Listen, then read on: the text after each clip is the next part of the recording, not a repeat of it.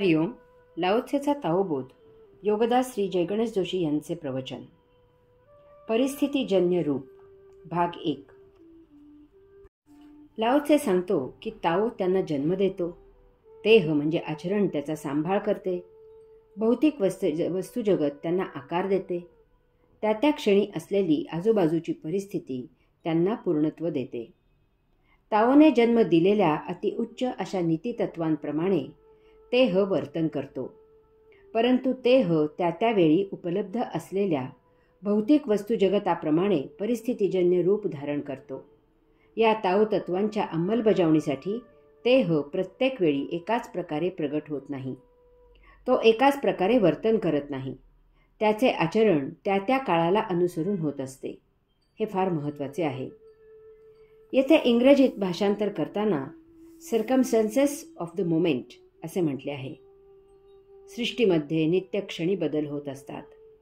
त्या बदलाला अनुसरूनच क्षणोक्षणी त्या बदलत्या काळाला रुचेल पटेल असेच आचरण करावे लागते. यासाठी स्वभावात लवचिकता असावी लागते. तरच तत्वांप्रमाणे आचरण निर्धोक करता येते. स्वभाव ताठ असला तर तत्वांप्रमाणे वर्तन करणे अशक्य होते. नवीन पिढी कधीही जुन्या काळाप्रमाणे धावू शकत नाही. ती नव्या परिस्थितीत नव्या रूपात पुढे जात असते.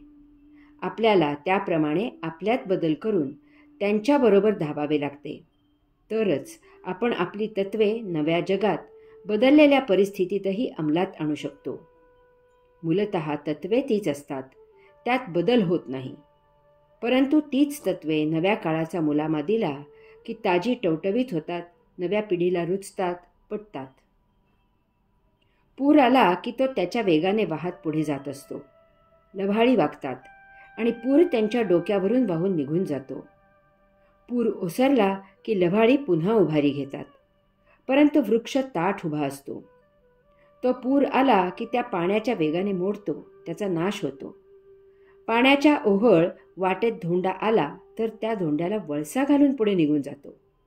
तो त्या धोंड्याला टक्कर देत नाही. तसे झाले तर तो प्रवाहित न होता त्याचे डबके होते.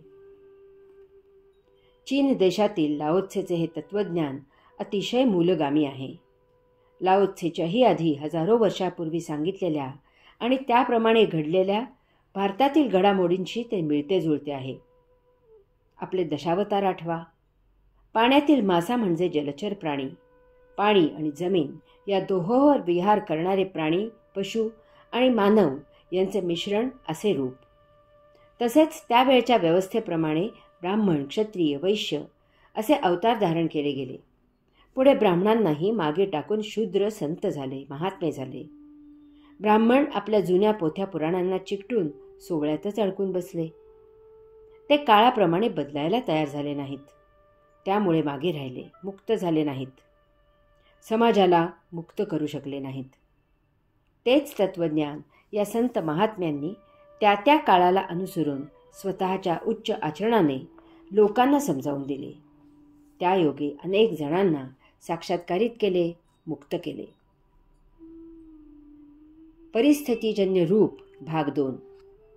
विश्व चैतन्यामधून निर्माण झाले आहे. ते चैतन्यामुळे अस्तित्वात आहे. त्यातील वस्तुजगत जेव्हा लय पावते तेव्हा ते त्या चैतन्यातच लय पावते. तसेच दुर्दैवाने उद्या विश्व जरी लय पावले तरी ते त्या चैतन्यातच लय पावणार आहे. अशा प्रकारे विश्व म्हणजे चैतन्य. ते अंतर्बाह्य चैतन्याने भरलेले आहे. चैतन्य त्याचे ते वर्तन करत असते.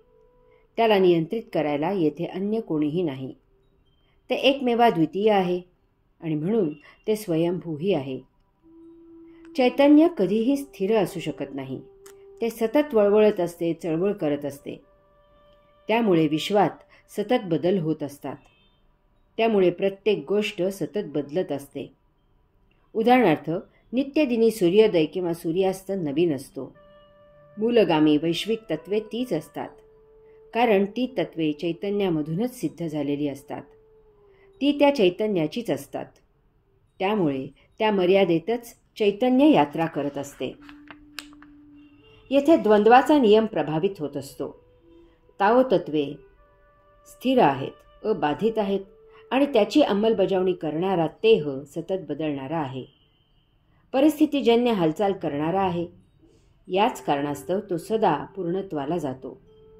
तो जर एका जागी स्थित राहील तर तो तेथेच कुजेल. जगात मानवी देह रचना एकच एक आहे, सारखीच आहे.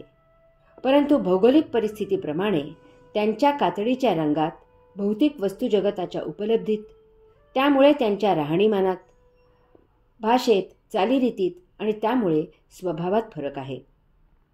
याचप्रमाणे ताओ तत्वे मूलगामी आणि अबाधित आहेत.